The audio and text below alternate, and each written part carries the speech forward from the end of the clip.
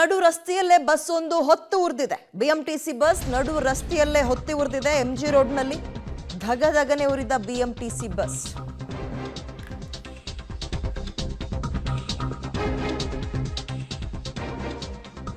Anil Kumble circle ಬಳಿ bus ಬೆಂಕಿಗಾಹುತಿ ಆಯಿತು. ಅದೃಷ್ಟವಶಾತ್ ಬಸ್ನಲ್ಲಿದ್ದವರೆಲ್ಲರೂ ಕೂಡ ಸೇಫ್ ಆಗಿದ್ದಾರೆ.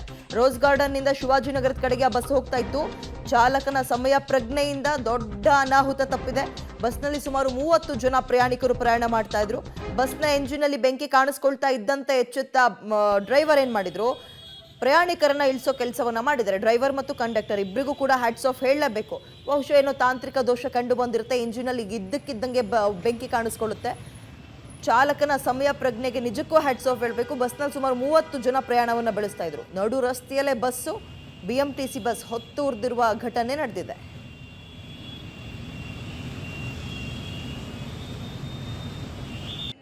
ಬಿಎಂಟಿಸಿ ಬಸ್ಗೆ ಇದ್ದಕ್ಕಿದ್ದಂತೆ ಬೆಂಕಿ ಹೊತ್ಕೊಂಡಂತ ಪ್ರಕರಣ ಇವತ್ತು ನಡೆದಿದೆ. ಬೆಳ್ಳಂಬೆಳಗ್ಗೆ ಎಂಜಿ ರಸ್ತೆಯಲ್ಲಿ ಬಿಎಂಟಿಸಿ ಬಸ್ಗೆ ಬೆಂಕಿ ಹೊತ್ಕೊಂಡಿರುವಂಥದ್ದು. ಏಕಾಏಕಿ ಅಂದ್ರೆ ಸಿಗ್ನಲ್ ಅಲ್ಲಿ ನಿಂತಿದ್ದಂತ ಬಸ್ ನಂತರ ಮೂವ್ ಮಾಡುವಂತಹ ಸಂದರ್ಭದಲ್ಲಿ ಏಕಾಏಕಿ ಬಸ್ಗೆ ಬೆಂಕಿ ಹೊತ್ಕೊಂಡಿರುವಂಥದ್ದು. ಪ್ಯಾಸೆಂಜರ್ಸ್ ಕೂಡ ಸಾಕಷ್ಟು ಸಂಖ್ಯೆಯಲ್ಲಿ ಜನ ಇದ್ರು. ಈಗ ಬೆಂಕಿಯನ್ನು ನಂದಿಸುವಂತಹ ಕೆಲಸವನ್ನ ಅಗ್ನಿಶಾಮಕ ದಳ ಸಿಬ್ಬಂದಿಗಳು ಮಾಡ್ತಾ ಇರುವಂಥದ್ದು. ನಡು ರಸ್ತೆಯಲ್ಲೇ ಬಿಎಂಟಿಸಿ ಬಸ್ ಹೊತ್ತಿ ಉರಿದಿರುವಂಥದ್ದು, ದಗದಗನೆ ಹೊತ್ತು ಉರಿದಿದೆ.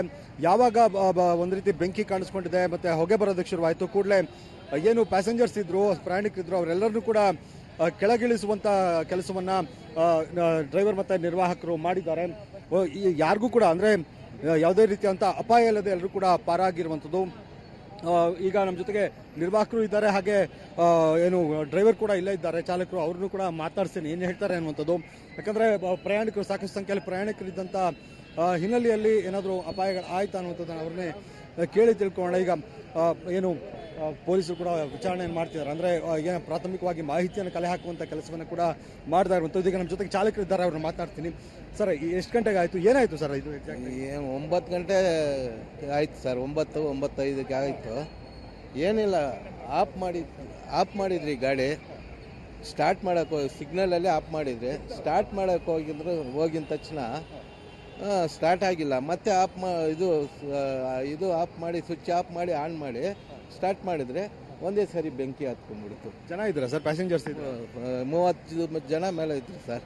ಯಾರಿಗೆ ಏನಾಗಿಲ್ಲ. ಸಡನ್ ಆಗಿ ಡೋರ್ ಓಪನ್ ಮಾಡಿ ಎಲ್ಲರೂ ಇಳಿಸ್ಬಿಟ್ಟು ನಾವು ಇಳಿದ್ಬಿಟ್ಟಿವಿ ಸರ್.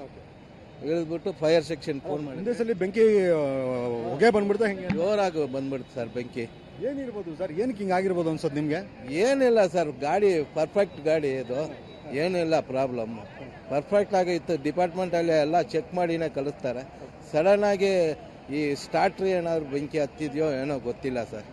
ಎಲ್ಲಿಂದ ಬರ್ತಿದ್ವಿ ಸರ್? ಎಲ್ಲಿಂದ ಬರ್ತಿದ್ವಿ ಬಸ್ಸು? ಎಲ್ಲಿಗೆ ಹೋಗ್ತಿತ್ತು? ನೀಲ್ಸಂದರದಿಂದ ಶಿವಾಜಿನಗರ ಹೋಗ್ತಾ ಇದ್ದೀವಿ ಸರ್. ಹಾಂ, ಯಾರಿಗೂ ಏನೂ ಆಗಿಲ್ಲ? ಯಾರಿಗೆ ಏನಾಗಿಲ್ಲ ಸರ್. ಇದು ಚಾಲಕರು ಹೇಳ್ತಾ ಇರುವಂಥದ್ದು. ಅಂದರೆ ಸ್ಟಾರ್ಟ್ ಮಾಡುವಂಥ ಸಂದರ್ಭದಲ್ಲಿ ಕೂಡಲೇ ಬೆಂಕಿ ಹೊತ್ಕೊಂಡ ಕೂಡಲೇ ಏನು ಪ್ರಯಾಣಿಕರಿದ್ರು ಎಲ್ಲರನ್ನೂ ಕೂಡ ಸೇಫ್ ಆಗಿ ಇಳಿಸುವಂಥ ಕೆಲಸ ಮಾಡಿದ್ವಿ. ನಾವು ಕೂಡ ಅಗ್ನಿಶಾಮಕ ದಳಕ್ಕೆ ಕರೆ ಮಾಡಿದ್ವಿ. ಅವರು ಬಂದು ಈಗ ಅಗ್ನಿಯನ್ನ ನಿಯಂತ್ರಣಕ್ಕೆ ತಂದಿದ್ದಾರೆ. ಯಾವ ಕಾರಣಕ್ಕೆ ಅನ್ನುವಂಥದ್ದು ಗೊತ್ತಿಲ್ಲ. ಸ್ಟಾರ್ಟರ್ ಏನಾದರೂ ಸಮಸ್ಯೆ ಆಗಿ ಅಲ್ಲಿ ಏನಾದರೂ ಬೆಂಕಿ ಹೊತ್ಕೊಂಡಿರ್ಬೋದು ಅನ್ನುವಂಥ ಅನುಮಾನವನ್ನು ಅವರು ವ್ಯಕ್ತಪಡಿಸ್ತಾ ಇರುವಂಥದ್ದು. ಎಲ್ಲ ರೀತಿಯಂಥ ಪರೀಕ್ಷೆಯನ್ನು ಮಾಡ್ಕೊಂಡು ನಾವು ಬಂದ್ವಿ ಅನ್ನುವಂಥ ಮಾತನ್ನು ಕೂಡ ಅವರು ಹೇಳ್ತಾ ಇದ್ದಾರೆ. ಆದರೆ ಬಿಎಂಟಿಸಿ ಬಸ್ಗಳು ಅಂದರೆ ಆಗಾಗ ನಗರದಲ್ಲಿ ಈ ಥರದ ಬೆಂಕಿ ಪ್ರಕರಣಗಳು ನಡೀತಾ ಇರ್ತವೆ. ಈಗ ಇದೇ ರೀತಿಯಂಥ ಪ್ರಕರಣ ಅಂದರೆ ಎಂಜಿ ರಸ್ತೆಯಲ್ಲಿ 30ಕ್ಕಿಂತಲೂ ಹೆಚ್ಚಿನ ಜನ ಪ್ರಯಾಣಿಕರು ಬಸ್ನಲ್ಲಿ ಪ್ರಯಾಣ ಮಾಡ್ತಾ ಇದ್ರು. ಸ್ವಲ್ಪದರಲ್ಲೇ ಅಂದರೆ ನಿರ್ವಾಹಕರು ಹಾಗೆ ಚಾಲಕರ ಸಮಯ ಪ್ರಜ್ಞೆಯಿಂದ ದೊಡ್ಡ ಮಟ್ಟದ ಅನಾಹುತ ಇವತ್ತು ತಪ್ಪಿದಂತಾಗಿದೆ. ಕ್ಯಾಮ್ರಾ ಪರ್ಸನ್ ಲೋಕೇಶ್ ಜೊತೆಗೆ ಮಹದೇಶ್ ಆನೇಕಲ್, ಪಬ್ಲಿಕ್ ಟಿವಿ, ಬೆಂಗಳೂರು.